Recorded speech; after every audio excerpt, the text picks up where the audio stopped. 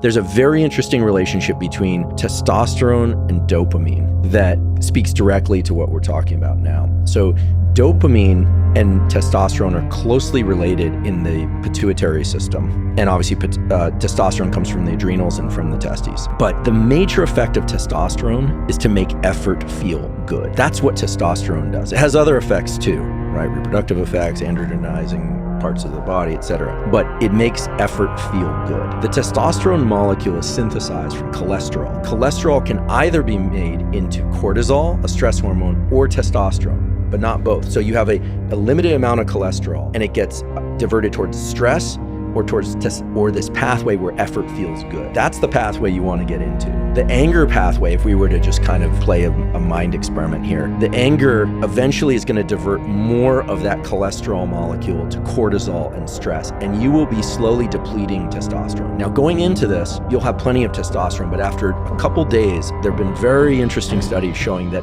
testosterone doesn't necessarily drop with sleep deprivation. That's a bit of a myth. You need it to replenish testosterone. You need sleep to replenish testosterone eventually. But the real question is, are you enjoying what you're doing? Effort and leaning into pain and challenge actually has the effect of making the body feel soothed and good. It's a drive. Just like sex is a drive, or drinking water when you're thirsty is a drive. This stuff is all anchored deep within the hypothalamus. This isn't a cognitive thing. When people are testosterone depleted, they feel depressed, and when people have a surge of testosterone, they feel relief and anxiety, provided it's in the appropriate range. Testosterone is increased by weight training. You want to do the big, heavy compound movements, squats and deadlifts and chins and things of that sort. But what about the scientific studies? Like, what's the actual basis for this? Because if you just take a step back and look at this from the perspective of a scientist, you'd say, okay, what is a squat? A squat is loading up a bunch of weights on a bar and then, sitting down essentially and standing up over and over again. What's a deadlift? It's lifting heavy weights from the ground. Why would that increase testosterone? This is what's often not discussed in the weight training or even the exercise science community. What would actually stimulate the release of testosterone from the adrenals and or testes? And which one is it? Adrenals or testes or both? And that's often not discussed, but as a neuroscientist, this is the kinds of things we think about, because we think always that genes don't create behavior, immune systems don't know when to be activated, lungs don't know when to inhale or exhale, hearts don't know when to beat, except for the information that it gets from neurons. The nervous system controls all of that. Really, the answer has to be in the neural system that's related to these particular types of weight-bearing exercises. Interesting is when you start digging into the more mechanistic studies, what you find is that heavy weight training, so this is weight training where sets are done with anywhere from, kind of 1 to 8 rep range. So this translates differently depending on ratio of muscle fiber type and so forth. But where basically people are working at anywhere from like 70% to 95% of their maximum, or sometimes even going right down to their 1 repetition maximum, really kind of max effort.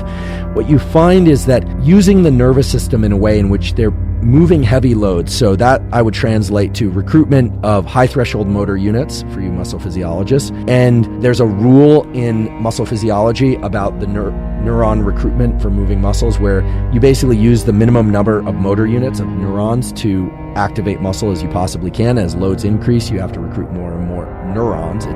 You always hear about recruiting muscle fibers, but really it's recruiting more neurons to recruit more muscle fibers. And what you find is that heavy weight training, but not weight training to failure, where completion of a repetition is impossible, leads to the greatest increases in testosterone.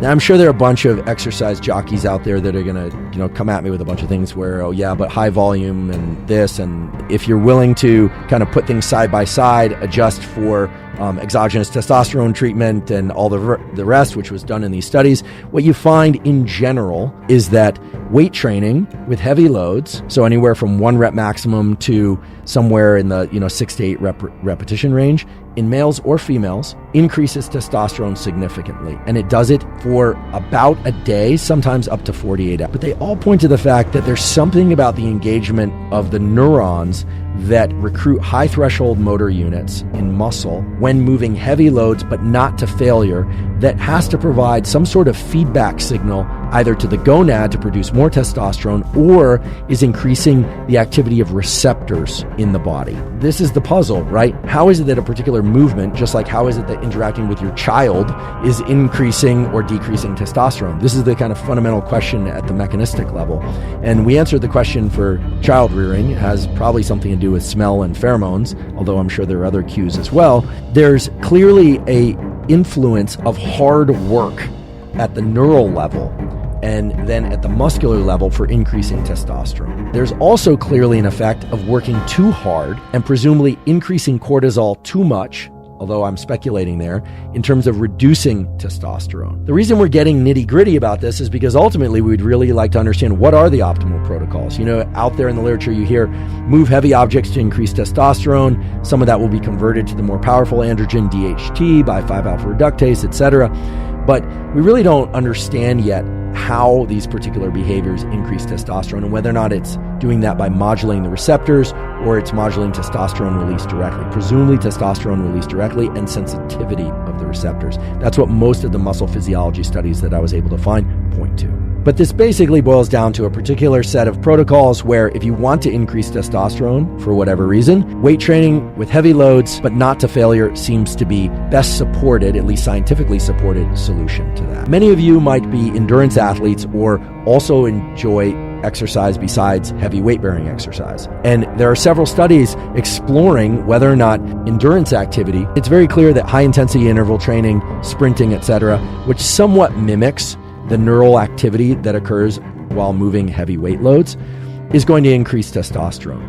There's ample evidence for that in the literature. Endurance exercise that extends beyond 75 minutes is going to start to lead to reductions in testosterone, presumably by increases in cortisol. But of course, the intensity of the exercise is going to be important too. I don't think anyone really believes that hiking for 3 hours is going to reduce your testosterone.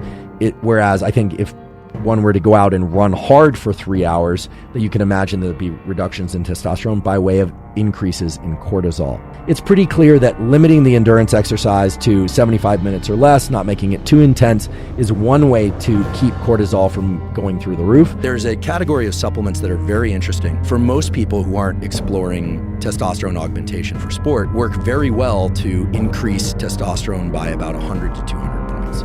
Not, 300, not a tripling or anything like that. And the main ones are two substances. One is called Tongat Ali. What happens is the testosterone molecule, it's basically carried in a cargo. So it can be in its free form, unbound form, free testosterone. And everyone says, I want more free testosterone. You want more, but these what are called sex hormone binding globulins, they carry the testosterone molecule to the different tissues of the body. So you don't want all your testosterone free. You want some of it bound up so that it can be delivered to the different tissues, including your brain. Tonga Ali, about 400 milligrams per day, has the effect of raising free testosterone and overall testosterone by about 100 to 200 points. And another one, which is very interesting, it's a Nigerian shrub called Phydogia agrestis, and it mimics luteinizing hormone, which is the hormone that comes out of the hypothalamus that stimulates the testes if you got those and the ovaries if you've got those to make more testosterone or estrogen. And so those two herbal supplements together can give a significant boost in free and active testosterone. So you said Tongat Ali can give you 100 to 200? Yeah, about that. But what does the other one give you? Phydogia is usually taken at about 600 milligrams. The most dramatic effect I've ever seen was somebody who had his testosterone down in the low twos, or I think it was like low twos, and he got it up to the 700 range, but really? That's an outlier, right? Most people are going to see about a 300 to 400 point increase.